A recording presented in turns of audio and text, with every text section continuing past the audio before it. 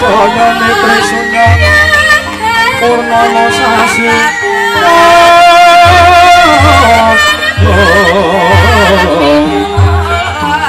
Kilar semedane tengah lantaran lintang Bima Sekti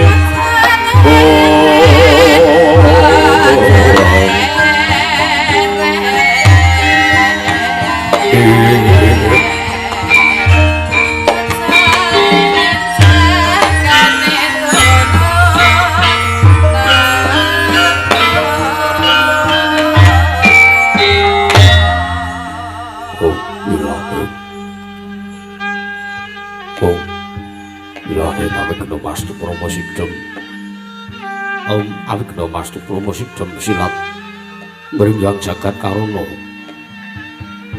sirang tondo kawisisaning bisana sono sinambung langing mlebu tumaksana standar lambang budu cinandra tutur katara tetulat-tulat mrih labden parabdiya mini sedaya upama praming niskara karantadya tumiying jaman purwa manggata kapusananing gubita tangrembeng merampang matu-mutumba marang panggung panggung sang ora enggota sing kebyar dumadining wayang purwa purwakaning kondo linarik aruntuting basa dumengkina memusu rasa yen winarasaya karaos mulat sae ruruhang rasa wani uruh diri rasa mangsa rumangsani jalma ngilu kaca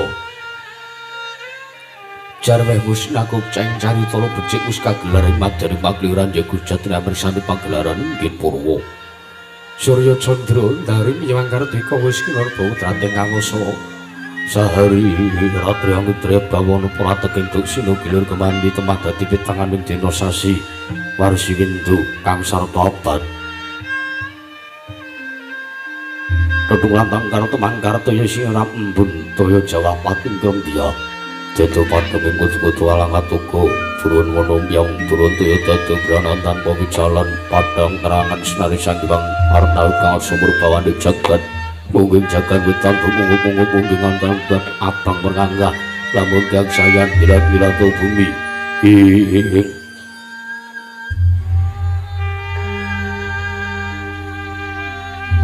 saya tangus ngurup sanggibang arko kata sebubla kanan kira ning abang guys pujen nara kapur pawan senari sanggibang basanta tanam luka teriju royo-royo manggu gunung kang biru moyo-moyo pujen gunung kinulan kutanukan silir para bancono lenggut pindane kaja gunung makuna mega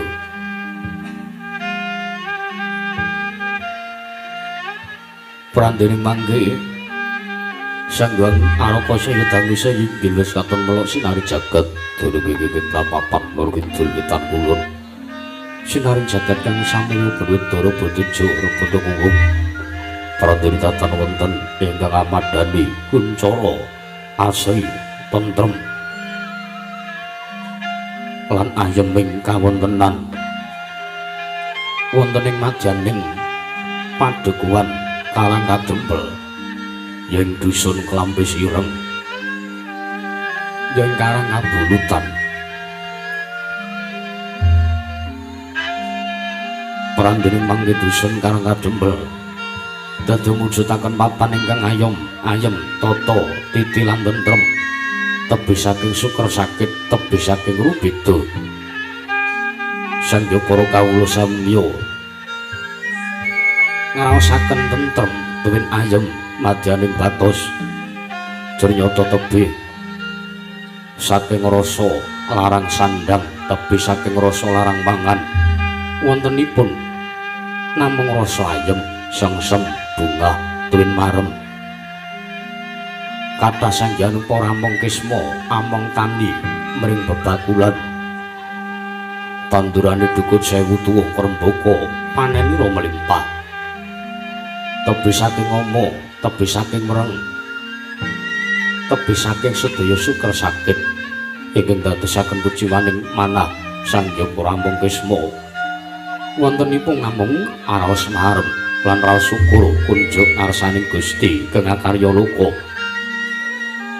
kathah sangyaning para pranatagama ingkang nyata maratitesaken Sangya Darmaning agesang dhateng Sangya para kawula tasih wonten ing Pandhawan Klambi Sireng. Sangya para kawula ingkang sami dedagangan kulake bisa murah abdale bisa larang pramila dadi tentrem madyaning kawontenan Klambi Sireng. Kula mangke sang Nayanta kaya sang Semar Badra ingkang wis lenggah ing madyaning pendhapi Padukan Karang Kadamel Siniba kang putra sang Lurah Bagong.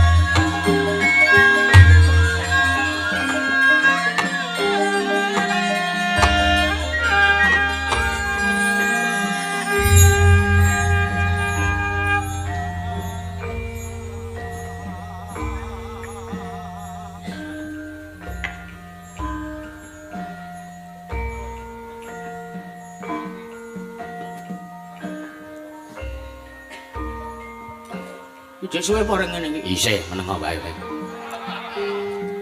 Nglangut. Nah iya sabar kok. Do ngantuk kabeh kok. Ora, nang mengaman wis do turu kok. Oh iya syukur. Turu nang bis. Ayo syukur. Nah iya.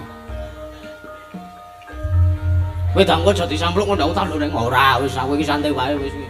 Sik matur apa perlune kok. Ah iya. Ngenteni iringane meneng iki sik ya. Ah iya.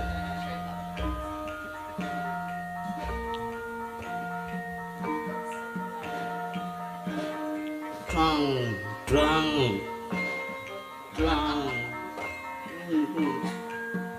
Bapak kowe Apa? nyugata kanca-kanca nganggo dusbok. Ah iya. Ayo kanca-kanca ngelih kok ya. Aku ya ngelih sana. Oh iya. Ya kok kayak medun kayak madang. Iya. Ayo banter ke yo. Ji lolu. Ah. Ah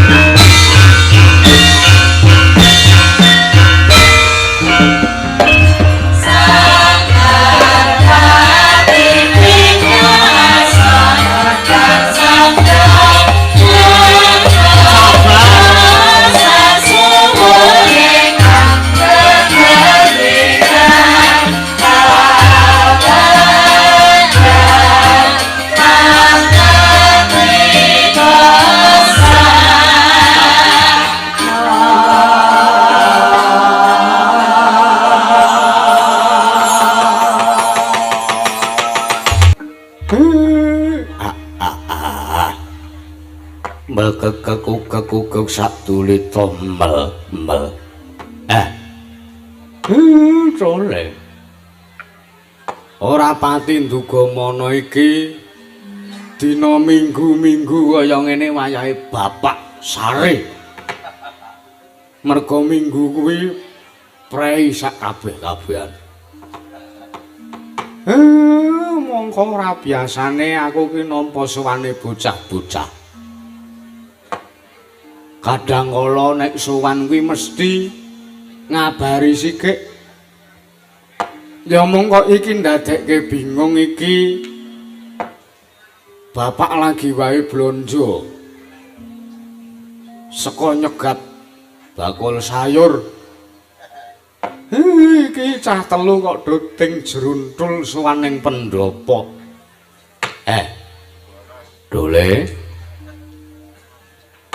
Sowan ning ngersane bapak mongko sing lungguh ning ngarep dhewe Bagong. Mongko Bagong ki anak ragil. Lah kok wani ngungkurke karo kakangne mbarep Gareng. Gareng padha kanthi slamet sowanmu Tole. Lono namit masang kaliman tabit tinebena ngilodun itu maring tawang tuwang linepatno ing tolak manu Pak. Pareng pamujinipun bapak nimbali karo Nala Gareng sowanku didangu Pak. Antuk pangestuning dewa lan dongane wong tuwa. Sowanku ora nalangan suwiji apa Pak. Ya mung aku ngatur kesembahku katura wae nang ngersaning bapak ingkang dahat Sinudarsana ingkang sak mengko wis kepareng nampa sowane Nala Gareng. Iya Pak Tompo. Pangestune wong tuwa wae tambanana Dole. Nona inggih sampun sanget anggen kawula pundi. Petruk padha kanthi slamet sowanmu Dole. Pinayungan ing kawidadan ring Sambikala tebih saking Rubeda sowanipun ingkang putra Pak.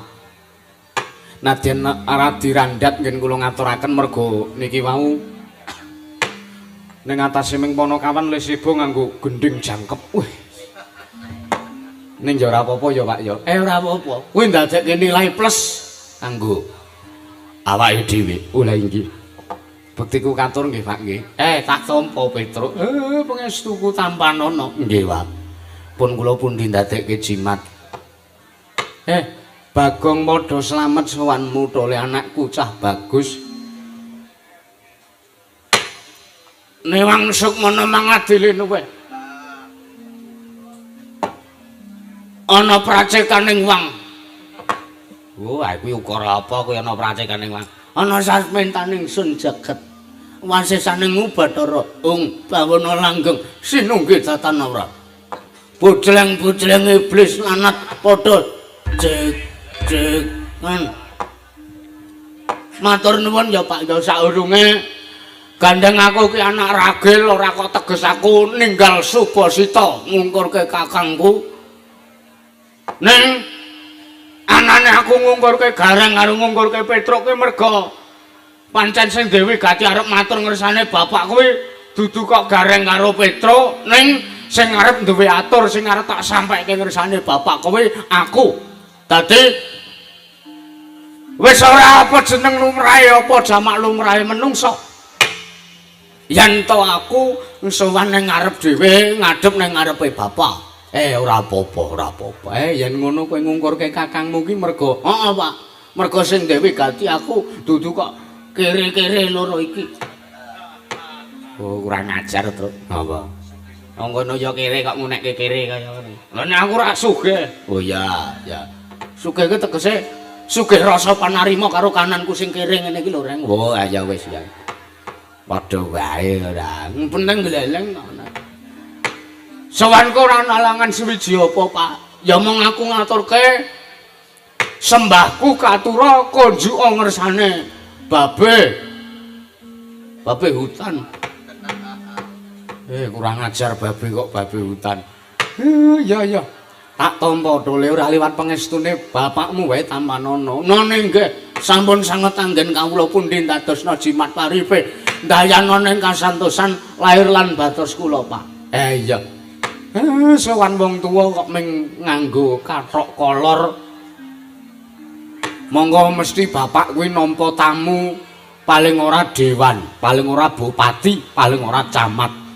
Lah kowe sowan ning ngersane bapak kok kowe mung nganggo kathok kolor. Niki kula bablasan saking anu, Pak. Kula wawan rak pun mayang. Ngaten. Kek kula niku ndelalahe mboten beto salin. Surjan wiyaga kula nggih mboten numan. Dadi kula pun mligu ngaten mawon kula malah sekeca malah silir.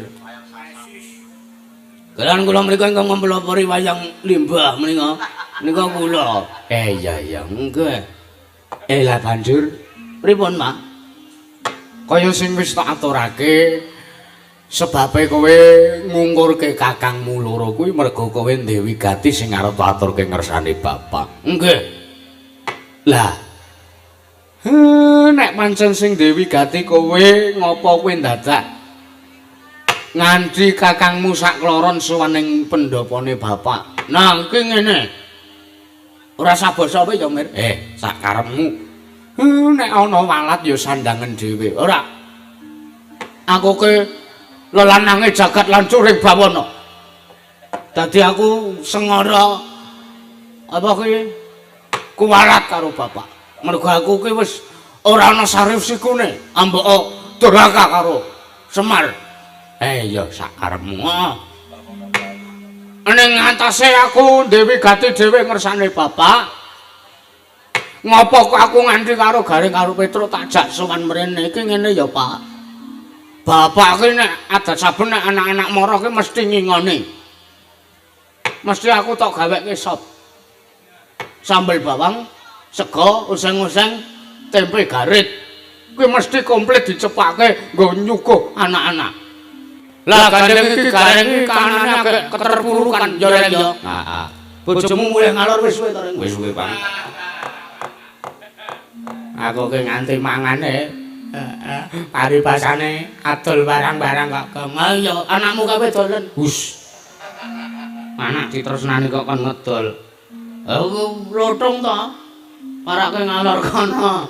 Lambemu ora. Lah niki Garing niki wis jarene pun 3 dina niki mboten mangan. Mula awake nganti kuru ngaten iki. Kala menjinge nganti ketok. Kacamatane nganti logo. Tak karepmu gong ora aku ora caturan karo kowe ora. Lah gek Petro niki nggih kanane nembe nelongso. Petro kene ngopo? Biasa. Pinjol. Niku wingi kok konangan bojone kok. Bayaran sewengi dijaluk sing wedok lha ndi Mas bayaranku? Aku ora. Lah sing digawe alasan iku kula. Nggo alasan piye? Lah nggo alasan kula dijilih Bagong arep iki.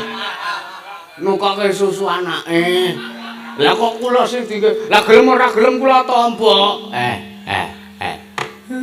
Bocah ki nek bedagalan merosal pakartimu Petro.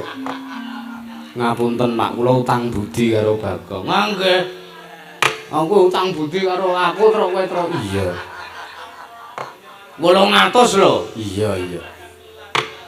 Ya ning aku ngaturke panuwun Gong mergo rumah tanggaku slamet mergo tok tulungi. Nek aku ora perhatian karo kowe sing ora nyawiji ta kowe saiki. Iya. Aku matur nuwun banget, aku utang budi karo kowe. Ora mung utang budi, utang det bareng kowe karo aku. Gek nyelengi gek nggo nyarutan ning aku. Iya. Sesuk tak saur. Kowe iki wis bola-bali ya gawe kasus pinjaman online ngono ki aku sengit banget ta. Iki diseksani Pak Kapolsek, diseksani Pandan Amil dan saenturune kok kowe tumindakmu kaya ngono kowe engko tak ringkus tak tinggal nang kene kaya kowe. Aja, wajar wis ora. Lah engko nek aku tok tinggal kene terus paket-paket sing urung tak iso tak terkeke terus piye? Ayo gendani anakmu ngono kaya. Anakku ya isih cilik kok. Bojomu, Bojoku ya sing ora gelem. ayo mulane sesuk iki sing primpen. Nek ora kowe nyilih jenengku kowe wis mati lho kowe. Iya, matur nuwun. Heeh. Lah mulane iki kula nganti kalih kakang-kakang kula loro niki mergo menungsane niki kanane nembe mesake. Lagi mesake. Nggih.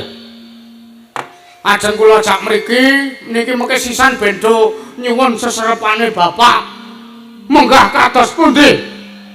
Anggenipun Gareng kalih Petruk niki apa ya cara dene entuk sasmitaning gaib. Ngomong apa ta iki nek ora ngerti artine iki rasa sok basa. Sasmitaning gaib apa? Sasmitaning gaib kuwi bisikan sing ngersaning sing kuwasa. Oh, mboten. Supados saged pikantuk siraman rohani karo apa sing dirasake anak-anakku. Nggih, Gareng karo Petruk pancen lagi diuji. Mbuh ekonomine mbuh batihe utawa rumah tanggane ya wis engko tak wenehi dawuh Role. Ben kowe iso nampa. Nggih, Pak, nggih. Nggih, Pak, matur nuwun. Lah, nek kesusahane Gareng karo Petruk kaya ngono mau terus kesusahanmu apa, Bagong? Kula. Heeh. Nek kula angsal jujur lho niki. Piye? Kula bar nilepke bayaran iket nggih yoga. Tumindakmu ki ora prayoga. Ning ra kula entuk dit ngono. Ning mboten kula pikir wong pun rampung pun kula tamboki. Sing kula tilepke niku pun kula balekke. Ya syukur. Enggak, kula niku wong sugih kok. Iya. Panjer sing wingi manjeri kula niku nggih dereng kula gunakake. Iya syukur. Nggih. Lah banjur apa wigatimu? Matur ngersaning Bapak. Cekaos kemawon nggih, Pak. Mboten kula tutup-tutupi. Iya. Wontenipun kula santersanipun Bapak menika kula ajeng bangun desa.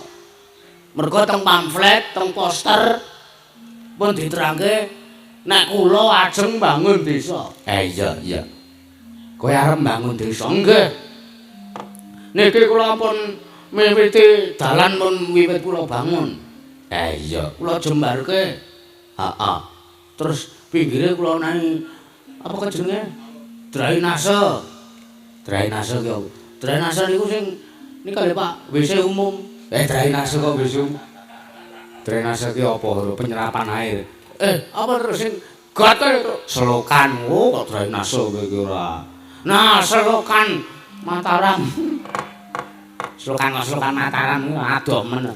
Sing pikir kula nek selokan dalan sing maune lebare ming semeter setengah dadi kula lebarke dadi 50 cm. Iki ora jembarke ning malah saya ciyut ya, Gong. Hah? Saya ciyut. Jare nek saya ciyut malah saya. Apa jenenge? Lambemu kowe ora. 5 meter kok, 50 cm. Lah niki sing dadi PR kula, sing ajeng kula nyuwun pangestu kalih Bapak niku anu, Pak. Piye?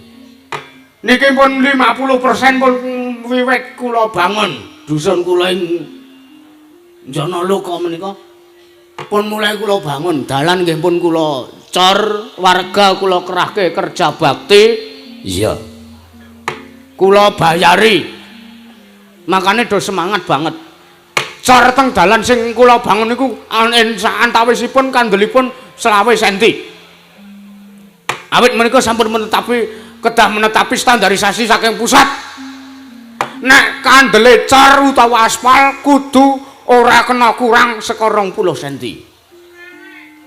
Mula niki kula kandeli kula gawe 20 cm. Iya, apik. Apik pol kok. Lah niku anu rencana kula. Ya, terus karepmu. Lah, infrastruktur nggih pun kula bangun. Gapura nggih pun kula bar kula gaweke. Warga-warga sing omahe dereng dilepo pun kula lepo. Kula tukoke semen.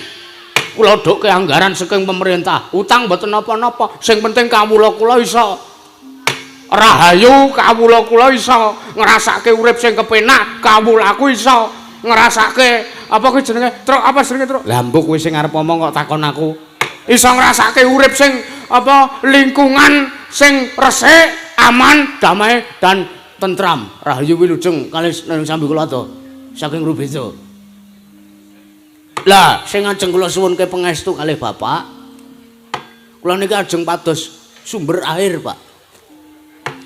Kowe arep golek sumber air sumber banyu. Heeh. Mergo sing dadi kekurangane teng dusun kula niku bloko mawon, mboten kula tutup-tutupi. Ben mengke nek kula matur kalih Bapak, sampeyan matur ning Pandhawa, ben Pandhawa utawa pejabat-pejabat Ngamarta ki ngerti pirsa terus sak mangke inggih menika para Pandhawa saged sak biyantu karo kawulaku ning dusunku ben sumber air bersih ki iso terlaksana ngono lho, Pak. Ngono. Heeh. Saiki kekurangane ning dusunku ki mung siji. Sumber air bersih. Lah, ngendikane para winasih, ngendikane para sepuh, nek arep ngudi banyu sing resik, nek arep ngudi sumber netra toya. Netra toya ki apa? Mata air. Mata air ya matane ora usah dibasake. Amen sopan kok, karepku arep budaya kok. Ben ketok jawane. Iki lho Jawaku ndi Jawamu? Oh ya. Kula ajeng golek niku jenenge sumber banyu. Lah, syarate kula entuk sumber banyu niku nek miturut sasmitaning dewa lho niki. Sasmitaning dewa piye? Niki mboten ngangge anjir ingkang Puspitara mriyen. Ya nganggo ya ora apa-apa. Oh nggih, kula tak nata ati. Merga sasmita saking dewa niku sasmita sing luhur. Iya, sasmita saka dewa kuwi ora iso disepeleke, ora iso dianggep enteng, ora iso dianggep remeh. Mula kula tak nata ati kula sik, nata pikiran kula sik ben mboten dona dungkap anggen kula nyampaike teng Bapak. Wis satata to Le. Mpun Pak, pangestunipun. Sasampunipun kula sekedhap kula lambah Mediatek. Mediatek iki apa? Tapa ke lho? Semedi, meditasi. Oh iya meditasi. Kula lambah meditasi temah weteng kula krasa wareg. Hubungane apa meditasi ki nggo pikiran karo rasa kok weteng iso wareg. Pikiran kula ayem, raos kula tentrem, Pak. Ha iya, gek matura. Heeh. Kula entuk wangsite dewa. Nek sak mangke kula kelakon leh kula golek sumber air, sumber toya.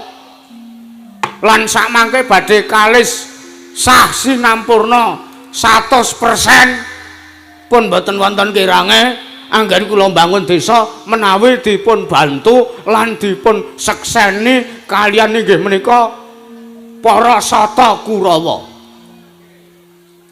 Kosik pripun? Ning atase kowe kuwi nampa sasmita saka dewa, lah kok teko dewa ngandhake yen to isane kasembatan lehmu mbangun desa yen to dibantu karo Kurawa cacahe 100. Nggih, kula dhewe ya bingung. Ning atase Kurawa niki kondange akeh do nyebutke lho, Pak. Iya. Kurawa niku wong sing merosal pakartine, Kurawa niku sing watake angkara, budine nista, pambegane candala, rupane ya ala-ala. Enten sing umure isih 15 tahun ning raine kaya umur 70 tahun enten Kurawa niku. Enten sing celat mboten iso muni R. Angger muni lagu napa? Apa? Mun request Jaipong iki arep dikendangke langgam apa arep dikendangke Jaipong? Ngoten niku Kurawa enten sing muni ngoten niku. Iya. Kurawa niku wis pokoke leleteking jagat. Mula wonten ingkang sampun dipun serat wonten ing critaning jagat kondange ngakeh nyebutke pecahe perang donya sing kaping 4, perang donya gedhen. Inggih menika Pandhawa mungsuh Kurawa. Nalikanipun sami manggih lelampahan perang gedhe Bratawuda. Apa? Perang Bratawuda. Bratayuda. Hah? Bratayuda. Apa nane wuda? Wah iki Baratayuda Kang, iki dikandani aja ngeyel to. Nah, perang ageng Baratayuda. Menika Kurawa ngendikanipun umpami nek di logika Kurawa niku wong elek, Pandhawa niku wong apik. Lah, apa ya? Ambuh kowe sing arep omong kok. Pandhawa kuwi dianggep apik lan Kurawa dianggep nista. Mergo pakartine para sata Kurawa. Lah niku sing marai kula bingung. Ning atase Kurawa niku cara dene mung suwe awake dhewe. Mergo awake dhewe niki golongan Pandhawa. Iya. Lah kok malah Pandhawa njaluk tulung karo Kurawa, napa mboten mengke malah dipun jlomprongke? Ngene ya to, Le. Pripun, Pak? Sing jeneng dalan kasembadan kuwi werna-werna carane lan werna-werna seranane. Lire piye? Ayo lire mergo ngene. Gusti kuwi wis adil karo titahe. Gusti kuwi wis ngukur marang kabisane titahe siji lan sijine. Nggih. Dadi mbok menawa dewa paring sasmita karo kowe supayane kowe njaluk tulung, njaluk paseksen lan sak biyantune para Sata Kurawa kuwi mergo mbok menawa lho, mbok menawa. Pancen Kurawa sing iso merantasi gawemu. Lan mbok menawa Kurawa wis dipasrahi kewajiban saka ngersaning Gusti ya senajan to patrape Kurawa kuwi nista ning nek pancen Kurawa nampa dawuh kewajiban saka Gusti dadi lantaran murih kasembadan sediamu tak kira ya bakal kelakon wae. Ngaten. Iya. Dadi niki kesimpulane ayo kepiye seranane? Ya mung nuhoni karo dawing dewa. Nggih, kowe sowana ning negara Ngastina njaluka tulung ana ngersane Sinuwun Prabu Duryudana. Mergo ngene. Senajan to Kurawa kae nista, senajan to Kurawa kae diarani wong jahat. Ning anak ya sak iso-iso, sak mesti-mesti Kurawa kae ana apike. Lire ana apike, Pak. Teges ana apike kuwi Kurawa isih iso nutupi marang eleke ning ngarepmu. Nggih. Terus lah nek kowe wis sowan ning negara Ngastina, mbok menawa lho, mbok menawa ana lejaring ati, lejaring penggalih saka Sinuwun Prabu Duryudana, Kurawa satus diboyong ning dusunmu, ya ning Karang Kadempel, wekasan kowe kasembadan lehmu bangun desa sartane kasembadan nggonmu golek apa mau Netrataya. Ngono ya Pak ya. Iya. Lah terus kula iki apike kapan nek ku arep sowan ning negara Ngastina? Sak karepmu sak sirmu. Nek kowe kepengin gage kasembadan lehmu ngrampungi nggonmu bangun desa ya saiki kowe sowanno. Kula ora sranta, Pak. Ora sranta tegese piye? Selak kula ora sabar, selak kula kepengin nyawang kanane para kawula iso mandi, iso ngunjuk nganggo air bersih. Terus karepmu, kula tak nyuwun pamit. Kula ora sah dikancani karo Gareng, ora sah dikancani karo Petruk, ora sah sampean kancani. Kula tak dhewe ijen mawon. Engko nek ana lelakon apa-apa sapa sing nanggung? Pak, piye? Sampeyan aja nyepelekke kula lho. Elek-elek ngene, dobleh-dobleh ngene cangkem kula. Pemikiran kula niki cemerlang. Mergo sing gedhe ora mung ndas kula, ning utek kula nggih gedhe.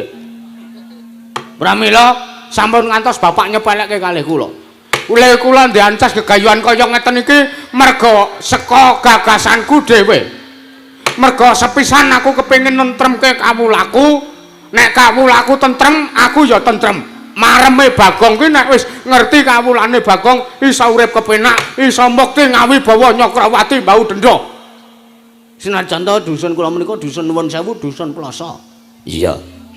Lah, ngopo kok kula moh tok kancani, ngopo kok aku moh dikancani Gareng, ngopo kok aku moh dikancani Petruk? Mergo engko nek aku kasil, engko nek aku sukses. Lah ku mbangun desa iki mengko nek aku lali karo labuhane Gareng, lali karo labuhane Petruk, lali karo labuhane sampean, kok terus sampean karo Gareng karo Petruk nyucuh aku. Bagong kuwi mbiyen le ngewangi bangun desa, sing ketayalan ngrekoso uripe le dek arep bangun desa ki aku. Lah kok saiki mbasan wis dadi aku ora dinahi opah, aku ora dinahi apa kuwi jenenge bebungah saka Bagong. Bagong kuwi tegese wong sing ora duweni rasa tepa slira, wong sing ora duweni iya kuwi rasa malas budi karo sedulur. Kula mah diarani ngoten niku, Pak. Kula mah disenggo ngoten niku. Kula mah dicucuk karo Gareng, mah dicucuk karo Petruk, mah dicucuk karo sampean. Pokoke napa sing kula gayuh niki nggih kula dhewe sing kudu nglakoni, nggih kula dhewe sing kudu mujudke, Pak. Lae. Usik to. Nggonku nampa aturi anakku maja. Urung rampung lehku matur, urung rampung lehku nanggepi. Lah kok aku nampa dayoh. Nampa tamu kamangka tak sawang saka busanane iki putraning Nalendra. Lah kok sowaning ngersane Semar rawuh ning Karangadempel kok nyembah Subasitane ganep duweni unggah-ungguh. Iki wong liandrayan teko nyembah karo Semar sing anakku dhewe karo aku sok misuhi bapakne dhewe. Sapa ae kowe, Pak? Mbuh. Apa kowe ndek kanca iki? Blas, kancaku ki wong elek-elek kabeh. Kancaku ki sing wonge nganggo kacamata ning mripat karo kacamatane mbok mripate. Dadi kacamatane ki sok nglilipi mripat. Wonge nabuh bunang penerus. Semplok. Heeh. Apa kancamu rang iki, Rang? Ora, aku ora ndek kanca bagus kaya ngono kok ora. Mangka wong loro. Nek sing mburi iki aku rupane kaya ora asing, Gong. Sapa kuwi sing mburi? Ambuh. Kowe gak sing ngrebab kowe kok udu. Ngrebab kok nyandang patih ki ngapa? Empemno golek sampingan. Ora. Kancamu Pak Truk? Ora. Kancaku ki tukang son kuwi kok. Bangsa juragane kuwi si sapa? Blendis. Si Jolis. Si Tohari ngono kuwi kancaku kok, Bang. Jenenge, heeh. Lah nek aku kancaku apal kabeh. Lah iki aku ora apal, aku asing. Coba Bapak kon nanjike. Dangunen Pak sowane, Pak. Iya. Nek kira-kira sowane iki arep menehi dana karo Bagong, lek arep mbangun desa, iya. Tampanan kanthi becik. Syukur kon maringi sing akeh. Aja gagas bondo. Aku gagas bondo kuwi kanggo kawulaku. Sik. Kowe menengo. Heeh. Dangunen nek umpama wigatine ki elek, niate ki ra becik. Menggiro ciake dhewe wonge. Iya. Sareh, sabar. Heeh. Aku nek wis kocap ngene iki wis. Iya. Menggeri yen Raden. Lah kok teka sak mangke rawuh wonten ngersanipun Semar Badranaya nglumpruk nyembah kalian kula. Kamangka ingkang wingking menika sandangan patih. Ingkang ajeng kula nuwun sewu. Jengandika menika sinten? Saking pundi papan dunungipun? Nunamit pasang kalimantabi tinebina ngiloduni dumawing tawang towang linepat ning tulak manu Kiai Semar. Nggih. Sampun basa kalih kula lho, kula niki ming kawula. Nuwun sewu. Nadyan to paduka menika namung suwijining kawula alit. Namung drajating Panakawan. Nanging sareng kula sumurupi mawi netra jati permana tan mrabeda kula kados dene nyumurupi pangejawanting Sang Hyang Ismaya. Ampun ngaten to. Nyumur wis kamu Sang Hyang Ismadi.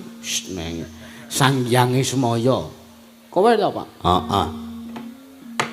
Nggih, sampun ngantos ngalembono ingkang kathah-kathah kalian kula.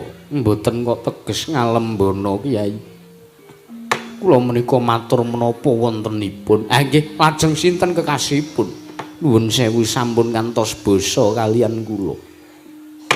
Kusowan kula menika badhe suwita ngersanipun Sang Nayantaka. Lah kok teka ingkang kula suwitani malah sak mangke basa kalian ingkang abdi. Menawi sudi mestani dateng jasad kula putra saking negari ing Wirabraja. Kula menika atmajanipun Nalendring Wirabraja pun Prabu Bakasura. Atmajanipun Nalendring Wirabraja, atmajanipun Prabu Bakasura. Inggih. Ngendi kuwi Bagong? Mbuh, Lor Bandungan ngono mbok menawa. Wis kira. Ah sing tak pikir ya mengkono. Ah ngerti kok ya mengkono kok ya nek kene kowe sing ana lampune kelap-kelip kowe lho. Hus. Atmajanipun Prabu Bakasura. Inggih, Kiai. Lajeng kekasih kula pun Bambang Kasduwringin. Bambang Kasduwringin inggih. Lajeng ingkang wingking punamit pasang Kalimantan itu lebih kula dumawing tawang tuwang lurah. Paring ingkang abdi kepatihan sowan. Kula menika patih saking negaring Wirabreja, kula pun patih Jatiwaluya. Sapa patih Adiwaluya ngono? Wudu. Ngawur ora, Adiwaluya ora mangkat kok wonge. Patih Jatiwaluya. Ih, kilurah iki. Nuwun sewu kilurah sampun basa kalawan ingkang abdipun Kasduwringin kula ngaturaken sembah bekti kula kunjuk. Nek saka keparengmu aku ora basa karo kowe ya wis. Aku mung manut karo apa sing dadi aturmu. Ya Bambang Kasduwringin ya Dik Raden Kasduwringin. Putraing Wirabreja. Atmajane Prabu Bakasura. Tak tampa pangestune Semar Tampanana. Iya sanget anggen kawula pundi. Lha engko sik. Sawise satata nggonmu lungguh Kasduwringin, ana wigati apa lah kok teka sowan ngersane Semar rawuh ning Karangkadempel. Kiai Semar, apa? Mungkin dados ning kawuningan. Wontenipun kula sowan wonten mriki menika awit kula dipun tundung dening tiyang sepuh kula. Tiyang sepuhmu ya wong tuamu Prabu Bakasura. Inggih. Jernyatanipun Prabu Bakasura menika sanes wujuding Nalindra limrah. Nanging Prabu Bakasura menika wujuding Nalindra yaksa. Nalindra yaksa lakar kasinggihan mekaten. Bapakne buta kok anake baguse kaya ngono ya, Truk ya. Ah iya. Ngono kok milih dadi panjak. Ah iya. Abu Tuwa kan di gamelan, di wayang komplit. Tau tanggo gamelane sarone loro, sliring kok. Aku nabuh. Apa masa aku mangan gaji buta? Ah iya. Tiyang sepuh kula pun Prabu Bakasura menika Nalindra ingkang wengis, Nalindra ingkang kejem. Senajan to anak nanging menawi nggadahi kaluputan kamangka kaluputan menika namung kaluputan alit. Tartemtu dipun pidana pati dhateng tiyang sepuh kula pun Prabu Bakasura. Wontenipun kula mlajar wonten ing Karangkadempel sepisan kula badhe nyuwun pengayomanipun Sang Kilurah Semar Badranaya ingkang kaping kalih. Kula nyuwun supados sak mangke kula dipun angkat minangka putra kinasih jengandika Kanjeng Rama Semar Badranaya Rama Ismaya. Nuwun sewu. Menika sinten teka ngadhep wonten ngajenganipun ingkang abdipun Kasduwringin. Kareng ngerti sapa aku kowe? Inggih. Mer, sing bedhoke digugah. Iya. Mengawan bareng ngendang. Apa? Iya. Kareng ngerti sapa aku? Men sinten? Sapa jenengmu kuwi? Kasduwringin. Ngin Kasduwringin. Arep ngerti karo aku ya iki nek bapak pangejawantaing Sang Hyang Wismaya iki pangejawantaing Sang Hyang Bathara Kala. Wah, Bathara Kala iki diwaning wektu kok. Teneh diruwat kowe gong ora. Pangejawantaing Sang Hyang Bathara Kala. Ora. Ning senajan to aku iki mung kawula cilik, aku iki putu dewa. Ngono. Dadi kowe aja waton nyepelekke karo aku. Nuwun sewu jengandika menika sinten kula nanjiaken asmanipun teka dereng blaka. Urung blaka, merga wong kondang kuwi arang le blaka. Oh inggih. Takon karo aku. Ya iki satriya ing Madukara Raden Janaka. Oh tak kandhake Ndara Janaka tenan kowe. Ora sida. Wong kono ya paling ya ngerti rupane Ndara Janaka ki bagus nek aku mung kaya comberan ngene kok. Raden Janaka menika mboten kados panjenengan. Pancen ya mong aku tu Raden Janaka. Lajeng panjenengan sinten? Takon karo aku. Ya iki Bagong Asmara. Bagong Asmara. Anak ragile Semar. Muni piye kowe mau? Muni piye? Nuwun sewu. Nggadahi gatos menapa kelawan aturipun ingkang abdi pun kasdu wringin. Sik, ngen. Aku mau krungu aturmu kok sajak gawe ora trima lan gawe ora renane atine Bagong. Niripun mboten rena kados pundi? Kose, aku ki anake Semar. Nggih. Kowe mau muni piye? Kowe muni arep suwita ngersani Semar, kowe njaluk pengayoman ning Semar. Ya, inggih. Sawise kowe njaluk pengayoman, kowe uga njaluk ya kuwi supayane kowe diangkat dadi anak angkate Semar. Inggih pancen estu mekaten. Ora aku tak takon, apa bapakmu kuwi saelek-eleke menungso kok kowe malah njaluk tulung karo bapakku kon ngangkat kowe minangka anak. Kula menika dipun tundung kisah saking negari Kuling Wirabraja dening Kanjeng Rama Prabu Bakasura. Awit kula mboten nuhoni dhateng dawuhipun tiyang sepuh. Ya bener. Lah wong kowe ora manut karo wong tuwa. Aku ora manut karo bapakmu. Bapakmu dawuh apa karo kowe? Kowe ora mangkat. Ya bener kowe ditundung kan minggat. Aku ndukung bapakmu. Mergo kowe ora nuhoni dawuhe bapakmu. Kowe ora nuhoni dawuhe bapak kok. Nek umpama aku gelem nundung karo kowe wis tak tundung wingi-wingi kowe urip ning kolong jembatan. Ya men. Ah beda, aku karo daerah beda. Lajeng kersanipun Ki Lurah Bagong kados pundi? Ah karepku ngene. Kados pundi? Kowe njaluk diaku anak karo bapak. Nggih. Aku ora sudi. Kowe kena wae. Kowe kena wae umpama mengko bapak ngeparengke. Ya kowe arep diangkat anak karo bapak, ora apa-apa. Oke, ning aku ora sudi dadi adimu. Liripun mboten kersa dados rayi kula. Ora sudi. Angko nek kowe dadi sing luwih tuwa, kowe dadi kakangku, terus kowe apa-apa menangan. Sing tuwa ki luwih menangan. Terus sing nom kaya aku ngene iki terus arep oleh apa saka bapak? Angko warisan nek ketambahan kowe umpama bapak modar. Wus. Karo wong tuwa kok modar-modar kowe. Ya umpama Semar pecah tilar donya. Mongko keseselan kowe, engko warisane didom nang kowe. Dadi aku menguman pirang kedhok mengko aku engko. Wong sawahe bapak sing kidul UNJ kaki akeh banget jembar banget. Dinyang pengusaha 2 miliar ora dinehke. Kae sesuk bakal lumintir ning aku. Kersanipun kados pundi lan gandeng jenengipun menapa kalian warisan. Jernyatanipun kula menika namung nyuwun pengayomanipun Lurah Semar Badranaya. Ora iso. Nek kowe njaluk supayane Semar ngangkat kowe minangka anak, Bagong sing ora nrimake. Kena kowe diangkat diaku dadi anake Semar ning langkana dhisik kuwandane Bagong. Ngono? Wis ngene saiki paitan wani wae aku. Karo kowe, aku ora wedi karo kowe. Mergo kowe iki apa?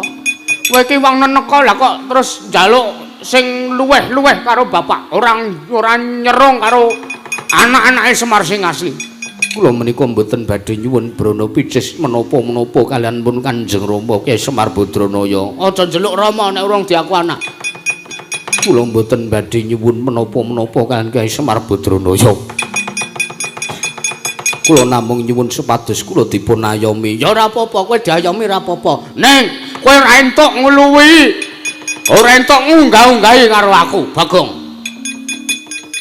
Sitane entuk apa ora entuk iki? Ora entuk. Jare ora apa-apa. Pokoke ora entuk, mau ora apa-apa, saiki ora entuk. Bocah kok le mencla-mencl. Nek kowe arep pengen diaku anake bapak, langkana batange Bagong, oncatno nyawane Bagong. Menungso ora tatanan. Ning atase aku mung arep njaluk pengayoman karo Kyai Semar Badranaya. Lan aku iki sowan ngersani Kyai Semar Badranaya ora sowan ngersani Lurah Bagong. Kena ngopo sing delangap-delangap meni wangsulan malah anake dudu kok bapakne. Kamangka aku duweni wigati karo wong tuane karo bapakne Bagong. Sambung rapete apa lan wewenange apa Bagong meni wangsulan marang kasdu wringin. Ya ben. Aku ki minangka wakile bapak, jer aku ki sing nom dhewe. Wong anak enom dhewe iki dadi wakili wong tuwa. Kowe arep ngopo? Nek kowe arep ora trima, arep wani karo aku, kene maju kene, tak emut ndasmu mati dening aku. Mati dening aku. Kowe tak untapen nyawamu ning kayangane Bathara Yama Pati. Sare dole, sare. Aja dipisah, aja dipisah, aja dipisah, aja dipisah. Mati kowe, mati kowe.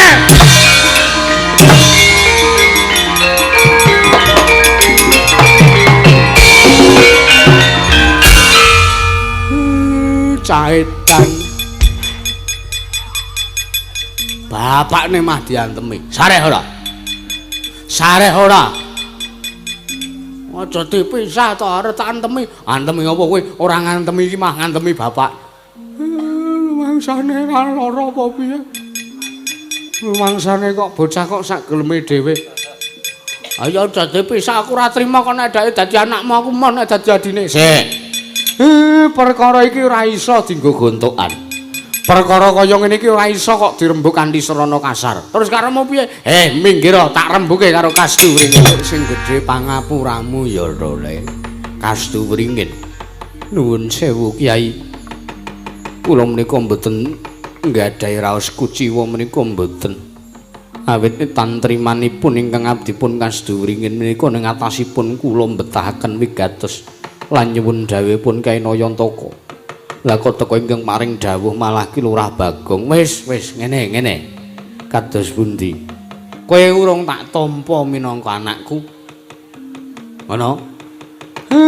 Kowe urung sida tak angkat dadi anak. Ndak nek kowe saiki tak angkat dadi anakku saiki, kowe iki babine iki ora trima. Babi menyrudu kowe ngono apa piye? Kowe ya sak geleme dhewe karo bapak kok ora. Awas janji tak tampa pas witane saiki tak angkat dadi anak, nyawamu sing dadi jole.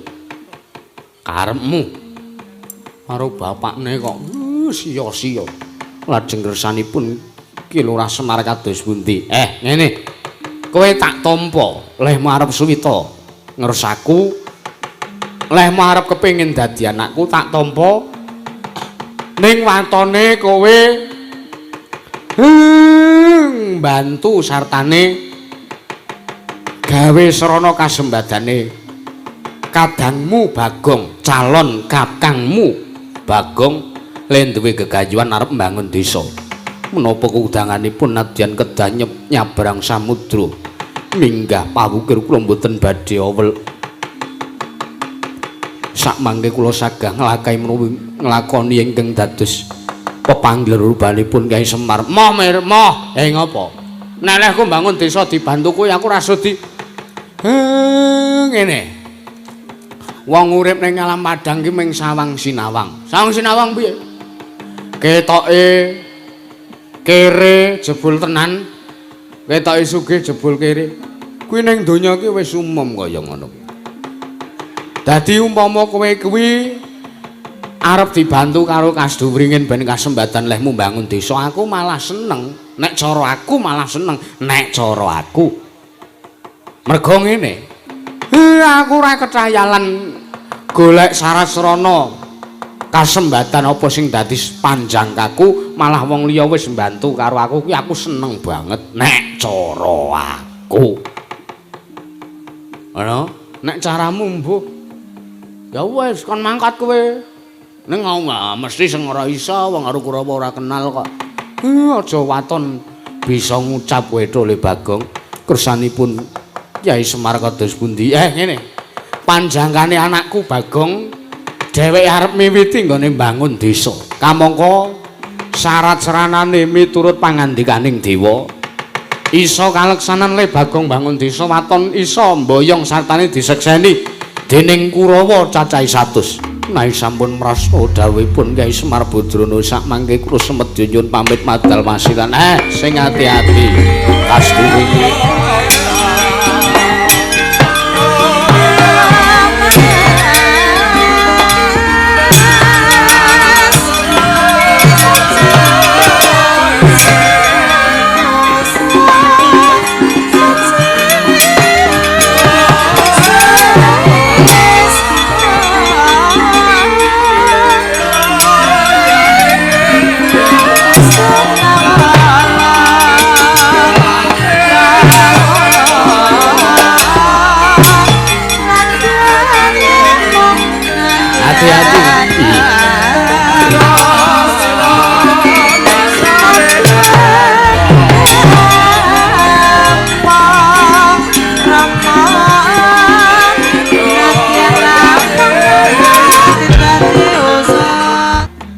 Iku nek nganti kasembadan aku ora tanggungan. Pokoke aku emoh dadi adine Kasdu Wringin. Ora.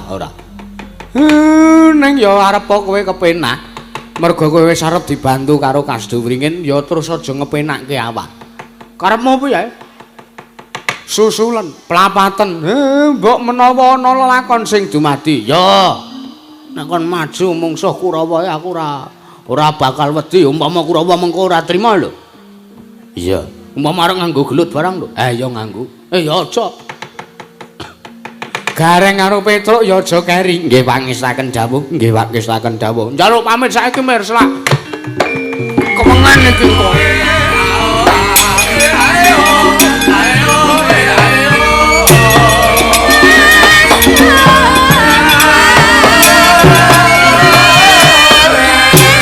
Njaluk pangestumu Mir. Iya.